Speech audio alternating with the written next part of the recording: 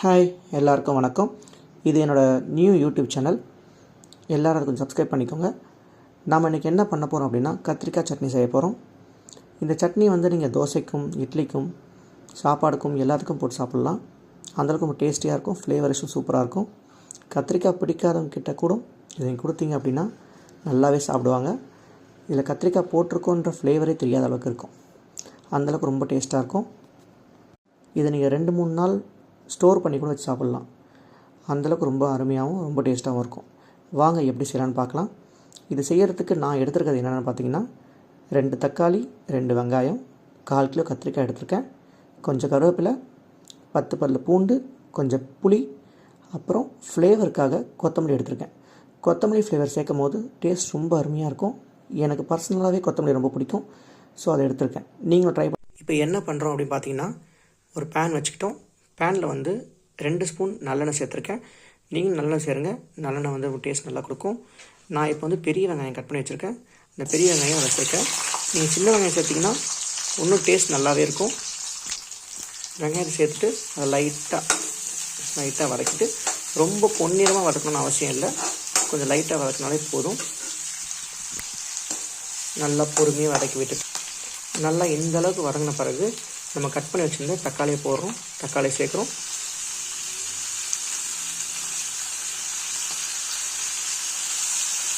தக்காளியை சேர்த்துட்டு அதையும் வதக்குறோம்.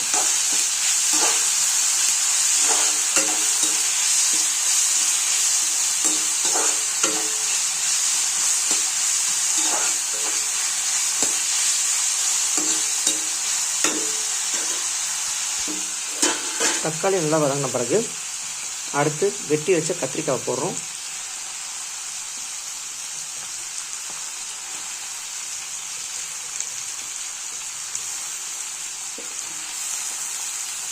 கத்திரிக்காயும் தக்காளியும் நல்லா குழையிற அளவுக்கு வதக்கணும்.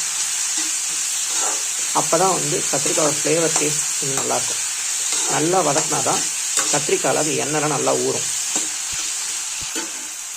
கத்திரிக்காயும் தக்காளியும் வதங்கிட்டு இருக்கும் போதே என்ன பண்ணணும் அப்படின்னா, நம்ம எடுத்து வச்சிருந்த 10 பல் பூண்டையும் போடுறோம். பூண்டை நீங்கள் தோலை உரிச்சிட்டும் போடலாம், தோலோடையும் போடலாம். அது ஒன்றும் டேஸ்ட் மாறாது. அப்புறம் கொஞ்சோண்டு புளி, நான் இவ்வளோ தான் சேர்த்துருக்கேன். நீங்கள் அளவுக்கு சேர்த்துக்கோங்க. சேர்த்துக்கிட்டு மறுபடியும் வதக்குறோம். இந்த கத்திரிக்காய் தெரியுதுங்களா, கலர் மாறி இருக்குது பார்த்தீங்களா? இந்த மாதிரி நல்லா கலர் மாறுற அளவுக்கு சேர்க்கணும். நல்லா வதக்கிட்டு, நல்லா வதக்கின பிறகு நம்ம கொத்தமல்லி சேர்க்கணும். கொத்தமல்லியும் கருவேப்பிலையும் சேர்க்குறோம். நான் நிறைய கொத்தமல்லி எடுத்திருக்கேன். நீங்களும் அந்த மாதிரி சேருங்க. அப்போ தான் ஃப்ளேவர் நான் டேஸ்ட் சூப்பராக கொடுக்கும். அதையும் போட்டுட்டு நல்லா வதக்கிட்டு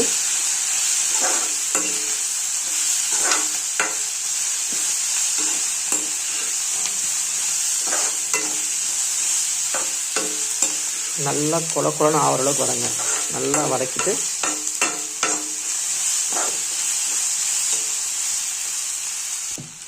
இது நல்லா வதங்கின பிறகு 1/2 ஸ்பூன் உப்பு, 1 ஸ்பூன் மிளகாத்தூள். நீங்கள் தனி மிளகாத்தூள் போட்டாலும் சரி, வீட்டில் அரைச்ச மிளகாத்தூள் போட்டாலும் சரி, டேஸ்ட் ஒன்றும் மாற போகிறதில்ல. அதே மாதிரி தான் இருக்கும். அப்புறம் கொஞ்சமாக மஞ்சத்தூள். இந்த 3த்தையும் போட்டுட்டு நல்லா மிக்ஸ் பண்ணிவிடுங்க. மிக்ஸ் பண்ணிவிட்டு இந்த தக்காளியிலேருந்தே தண்ணி வரும். அப்பயும் திக்காக இருக்குது அப்படின்னா ஒரு 1/2 கிளாஸ் தண்ணி ஊற்றுங்க. செய்கிற குவான்டிட்டியை பொறுத்து தண்ணி ஊற்றிக்கலாம். நான் கம்மியாக செய்கிறதால 1/4 கிளாஸ் தண்ணி ஊற்றுறேன். தண்ணி ஊற்றிட்டு அடுப்பை ஸ்லோவில் வச்சுட்டு கொஞ்ச நேரம் அந்த கத்திரிக்காவை வேக விடுங்க. நல்லா கொஞ்ச நேரம் வேக விட்டுட்டு நல்லா இந்த மாதிரி தண்ணியில் முங்குற அளவுக்கு வச்சுட்டு நல்லா வேக விடுங்க. நல்லா அதை கொதிக்க விடுங்க. நல்லா கொதிக்க விட்டிங்கன்னா கத்திரிக்காய் கொஞ்சம் நல்லா வெந்துடும். நல்லா இந்தளவுக்கு கொதிக்க விடுங்க. இப்போ நல்லா கத்திரிக்காய் வெந்துருச்சு. இப்போ இதை என்ன பண்ணுறோம் அப்படின்னா, ஒரு தட்டில் மாற்றிக்கிறோம். இப்போ தட்டில் இப்படி எடுத்து வச்சுட்டு கொஞ்ச நேரம் ஆற விட்டுருங்க. ஆற விட்டுட்டு மிக்ஸி ஜாரில் போட்டு அரைக்கணும். இப்போ நம்ம வதக்கின கத்திரிக்காவை மிக்சியில் போட்டு பல்ஸ் மோடில் 2 தடவை கிர் பண்ணாலே போதும். அதை நல்லா திக்காக கெட்டியாக எடுத்துக்கிட்டு தாளிக்க போகிறோம். ஃபஸ்ட்டு எண்ணெய் ஊற்றிட்டு சீரகம், உளுத்தம்பருப்பு கொஞ்சம், அப்புறம் கருவேப்பிலை. கத்திரிக்காவை இந்த பதத்தில் அரைச்சா போதும். இதுக்கு மேலே நல்லா மையாக அரைக்க வேண்டாம். இந்த பதமே கரெக்டாக இருக்கும். வதக்கின கத்திரிக்காவை நம்ம எண்ணெயில் போட்டோம், தாளிப்பில் போட்டோம். இப்போ நல்லா பரட்டி விட்டுட்டு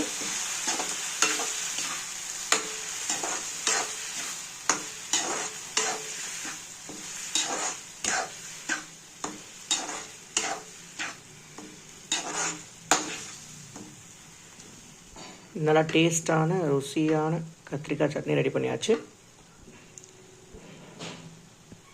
ஃப்ரெண்ட்ஸ், இது என்னோடய ஃபஸ்ட்டு வீடியோ.